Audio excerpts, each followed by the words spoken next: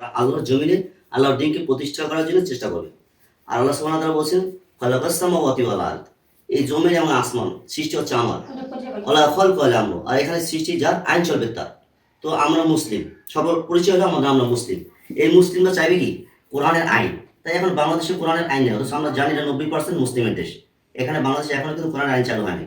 এই যেমন আল্লাহ সুবহানাহু ওয়া তাআলা বলছেন কি, আকিমুস সালাহ। আপনি জোরে নামাজ পড়ছেন না? আসলে নামাজ পড়বেন। আকিমুস সালাহর কথা বলা হয়েছে। অথচ বাংলাদেশে দেখেন এই আসরের আয়োজন হয়ে গেছে না? 100 মানুষ থাকলে 5 জনের নামাজ পড়বে, 10 জন করবে, বাকি মানুষ নামাজ পড়ে না। তার মানে নামাজ কিন্তু প্রতিষ্ঠা হয় না। এই প্রতিষ্ঠা করার জন্য আল্লাহ বলছেন। তাইলে এই প্রতিষ্ঠা কারা হবে? সংসদে যখন ইসলামী পন্থী লোকগুলো সংসদে বিজয় করবে, তখন তারা কি করবে? কোরআন আইনকে প্রতিষ্ঠা করবে। তখন ওখান থেকে হুকুম দিলে আমরা সবাই মিলে নামাজ পড়বো। এইভাবে তারা চায় জীবনের সর্বক্ষেত্রে আল্লাহর আইনকে, শরিয়ার আইনকে বাস্তবায়ন করার জন্য। এই জন্য বাংলাদেশ জামাত ইসলাম চেষ্টা সংগ্রাম করে।